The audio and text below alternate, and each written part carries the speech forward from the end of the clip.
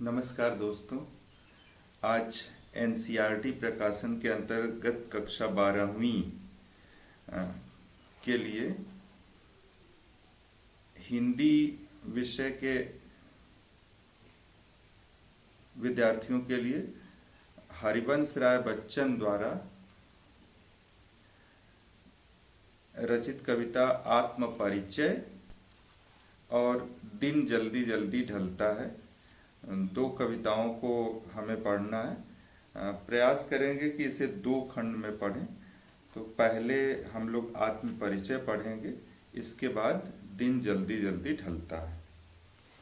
तो हरिवंश राय बच्चन के बारे में थोड़ी चर्चा कर ली जाए। हरिवंश राय बच्चन का जन्म 1907 इलाहाबाद में हुआ था। उनकी सबसे प्रसिद्ध रचना मधुशाला है, 1935 में प्रकाशित हुई। इसके अलावा मधुबाला, मधुकलश, निशा निमंत्रण, एकांत संगीत, आकुल अंतर, मिलन यामिनी, सतरंगिणी, आरती और अंगारे, नए पुराने झरोखे, टूटी फूटी कड़ियाँ, ये सभी काव्य संग्रह हैं। और आत्मकथा 4 खंडों में प्रकाशित हुई। इनकी आत्मकथा बहुत महत्वपूर्ण मानी जाती है। ये चारों खंड हैं: क्या भूलूं क्या याद करूं, नीड़ का निर्माण फिर, बसेरे से दूर, 10 द्वार से सोपान तक। और निधन 2003 में हुआ था मुंबई में। जो कविता हम लोगों को पढ़नी है, आत्मपरिचय, यह इनका जो गीत संग्रह है निशा निमंत्रण, इसमें संकलित है। निशा निमंत्रण में संकलित ये कविता आत्मपरिचय, इसको पढ़ने से पहले मैं बता दूं कि हरिवंश राय बच्चन की काव्य की एक सबसे अच्छी विशेषता जो है वह है कि वो निराशा से हमेशा एक नई आशा के तरफ ले जाते हैं अपने पाठकों को। उनकी किसी भी रचना में आप देखेंगे इस तरह के भाव अवश्य मिल जाएंगे, चाहे वो छोटी रचना हो, कोई संकलन हो, कुछ भी आप पढ़ें उनके साहित्य के अंतर्गत, तो ये चीजें आपको अवश्य मिलेंगी। तो शुरू करते हैं। मैं जग जीवन का भार लिए फिरता हूँ, फिर भी जीवन में प्यार लिए फिरता हूँ। इस संसार में कर्तव्य बोध का भाव मैं लेकर चल रहा हूँ, अर्थात संसार के प्रति जो मेरा कर्तव्य है उसे निभा रहा हूँ, फिर भी जीवन में प्यार लिए फिरता हूँ। और यह कर्तव्य बोध प्रेम पूर्वक है, प्रेम से भरा हुआ है। कर दिया किसी ने झंकृत जिनको छूकर मैं सांसों के 2 तार लिए फिरता हूँ। इन पंक्तियों में स्पष्ट झलक रहा है कि किसी की याद आ रही है और वह याद कैसे जीवन में कुछ आशाएं भरने वाली याद। कर दिया किसी ने झंकृत जिनको छूकर मैं सांसों के 2 तार। जीवन किसको समर्पित है? जिसने जीवन में नई आशा भरी। मैं स्नेह सुरा का पान किया करता हूँ। स्नेह सुरा का पान किया करता हूँ या रूपक अलंकार, स्नेह रूपी सुरा या स्नेह रूपी मदिरा का पान करता हूँ। मैं कभी न जग का ध्यान किया करता हूँ, अर्थात इस स्नेह पान में लोग क्या कहेंगे इसका मैं ध्यान नहीं करता हूँ। जग पूछ रहा उनको जो जग की गाते, हाँ में हाँ मिलाने वालों की तो पूछ होती ही है। मैं अपने मन का गान किया करता हूँ, लेकिन मैं इस हाँ में हाँ मिलाने वाली पद्धति से दूर हूँ और मैं स्वतंत्र हूँ, आजाद हूँ, निष्पक्ष हूँ। मैं निज उर के उद्गार लिए फिरता हूँ।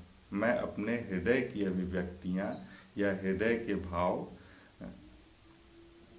बाहर प्रतिपादित करता हूँ, कहता हूँ, मैं निज उर के उपहार लिए फिरता हूँ। मेरे स्वयं के उपहार, बनावटी नहीं है, उसमें बनावट नहीं है। जिसके प्रति जो भाव है वही भाव मैं प्रकट करता हूँ। है यह अपूर्ण संसार न मुझको भाता, मैं स्वप्नों का संसार लिए फिरता हूँ। यह संसार मुझे अपूर्ण लगता है। क्यों अपूर्ण लगता है? क्योंकि इसमें लोगों के व्यवहार के प्रति कवि असंतोष प्रकट करता है। इसी वजह से कहा कि मेरा स्वप्नों का संसार कुछ अलग है, मैं स्वप्नों का संसार लिए फिरता हूँ। तो इस पंक्ति में ये भाव है कि मैं जिस संसार की परिकल्पना करता हूँ वह अन्यों से अलग, अन्य किसी भी व्यक्ति से अलग है। मैं जला हृदय में अग्नि दहा करता हूँ, अर्थात क्रांति भाव, बड़े परिवर्तन का भाव, शोषितों के प्रति क्रांति भाव रखने वाले ही इस शोषण से मुक्ति दें या दिला सकें। मैं जला हृदय में अग्नि दहा करता हूँ, अर्थात क्रांति का भाव सभी को पहुंचाता हूँ। सुख दुख दोनों में मग्न रहा करता हूँ। इसके बाद भी मैं सुख और दुख दोनों में अपनी प्रसन्नता नहीं छोड़ता, अपना आनंद नहीं छोड़ता। जग भव सागर तरने को नाव बनाए। भव सागर में भी रूपक अलंकार है। जग भव सागर तरने को नाव बनाए। यह संसार, अब जग से मतलब दुनिया के लोग, समाज।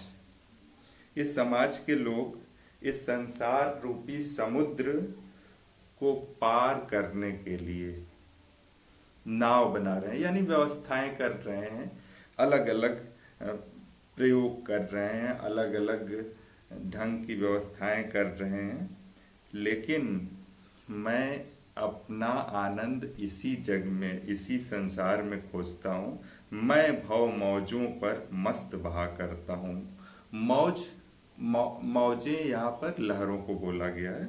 तो मैं इस संसार रूपी समुद्र की लहरों पर मस्त बहा करता हूँ। मैं यौवन का उन्माद लिए फिरता हूँ। युवावस्था उन्मादी मानी गई है, तो कहा एक तो वीरता है, उत्साह है, और उत्साह अगर अनियंत्रित हो जाए तो वो उन्माद में परिवर्तित हो जाता है। तो उन्माद शब्द को आप समझ गए होंगे। मैं यौवन का उन्माद लिए फिरता हूँ, उन्मादों में अवसाद लिए फिरता हूँ। हमेशा आप देखेंगे दो विपरीतार्थक शब्दों का प्रयोग किया है। तो उन्माद तो है लेकिन अवसाद भी है। अवसाद का क्या मतलब होता है? अवसाद अतिशय निराशा की स्थिति, किम कर्तव्य विमूढ़ता की स्थिति जब आ जाए निराशा के कारण, तो वही क्या है? अवसाद।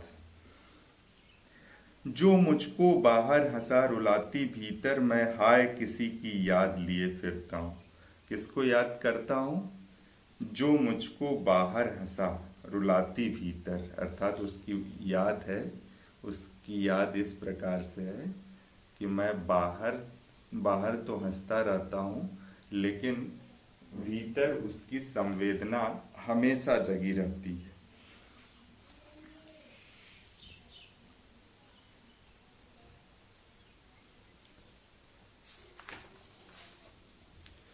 कर यत्न मिटे सब सत्य किसी ने जाना। कहा कि संसार में बहुत से लोगों ने सत्य को जानने का प्रयास किया, लेकिन उनका प्रयास क्या सफल हुआ? नादान वही है हाय जहां पर दाना। नादान यानी नासमझ, और दाना यानी समझदार। समझदार और नासमझ दोनों एक ही स्थान पर हैं। कहने का अर्थ ये कि सत्य की खोज में समझदारी और नासमझी की परिकल्पना करना ही व्यर्थ है कि कौन समझदार है कौन नासमझ है। फिर मूढ़ न क्या जग जो इस पर भी सीखे, क्या कि ये संसार इस बात को समझ न पाए तो उसे मूढ़ कहा जाएगा। मूढ़ मतलब मूर्ख। मैं सीख रहा हूं सीखा ज्ञान भुलाना, कहा कि अब तक जितनी बातें कही गई वह सब व्यर्थ हैं, इसलिए इनको भूल जाना ही उचित है, यही मैं सीख रहा हूं।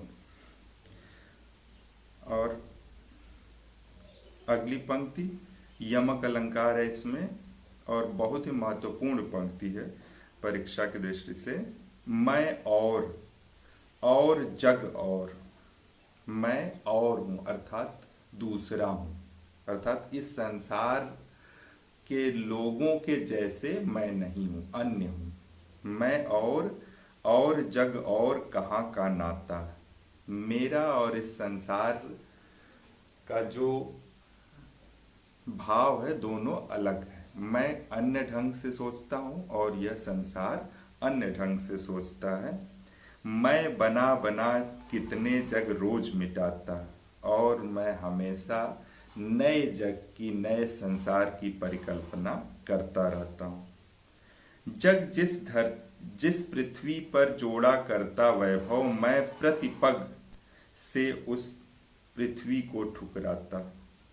कहा कि ये संसार वैभव संपन्नता धन संपदा की ओर भागता है, लेकिन मैं ऐसे संसार को ठुकरा रहा हूं। मैं निज रोदन में राग लिए फिरता हूं, शीतल वाड़ी में आग लिए फिरता हूं। देखिए ऐसे शब्दों की बात कर रहा था कि विपरीतार्थक हैं, लेकिन भाव गजब के हैं। मैं निज रोदन यानी रुलाई, मैं निज मतलब स्वयं के रोदन में राग लिए फिरता हूं, शीतल वाड़ी में आग लिए फिरता हूं। कहने का अर्थ ये है कि मैं स्वयं भावुक हूं, फिर भी उसमें प्रसन्नता है, राग है। शीतल वाड़ी में आग लिए फिरता हूं, वाणी में शीतलता तो अवश्य है, लेकिन भाव क्रांति के हैं। हो जिस पर भूपों के प्रासाद निछावर, मैं वह खंडहर का भाग लिए फिरता हूं। मेरा खंडहर इतना महत्वपूर्ण है कि उसमें भूपों के मतलब राजाओं के, प्रासाद मतलब महल, न्यौछावर हूं, वह खंडहर मैं लेकर चलता हूं। मैं रोया इसको तुम कहते हो गाना, मैं फूट पड़ा तुम कहते हो छंद बनाना।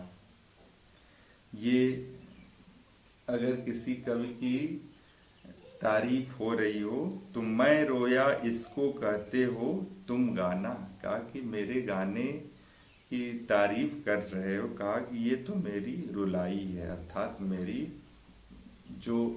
मेरा जो रोदन है, जो भावनाएं हैं वही बाहर आ रही हैं। मैं फूट पड़ा तुम कहते छंद बनाना, मैं जब फूट फूट कर रोने लग गया तो कहा कि वाह कितना सुंदर छंद कविता को जब नियमबद्ध कर दिया जाता है शब्दों के माध्यम से या मात्राओं के माध्यम से, तो वही छंद है। यहाँ सीधा सीधा मान लीजिए कि कविता या काव्य। क्यों कवि कहकर संसार मुझे अपनाए, मैं दुनिया का हूं एक नया दीवाना।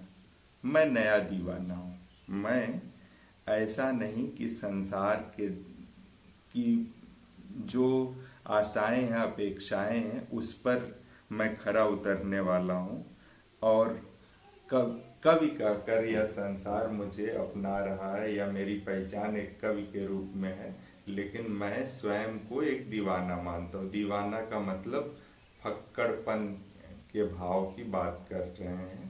तो जो हालावाद है, हालावाद का जो मुख्य भाव ही रहा है या भालावादियों में जो परिकल्पनाएं अक्सर होती रहती हैं, जो अभिव्यक्तियां ऐसी होती रहती हैं, वो क्या है, वो इस दीवानापन का भाव रहा है।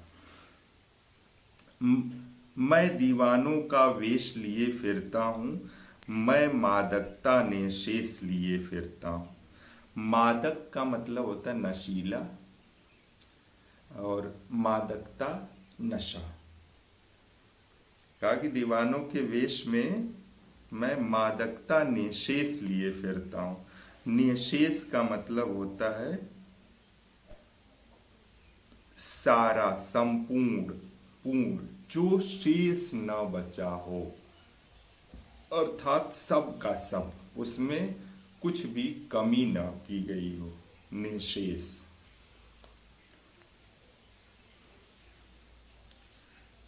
अर्थात इस तरह का नशा है। अब नशा का कर्तव्य बोध का नशा, ये ध्यान रखें, जिसको सुनकर जग झूम झुके लहराए, मैं मस्ती का संदेश लिए फिरता हूँ।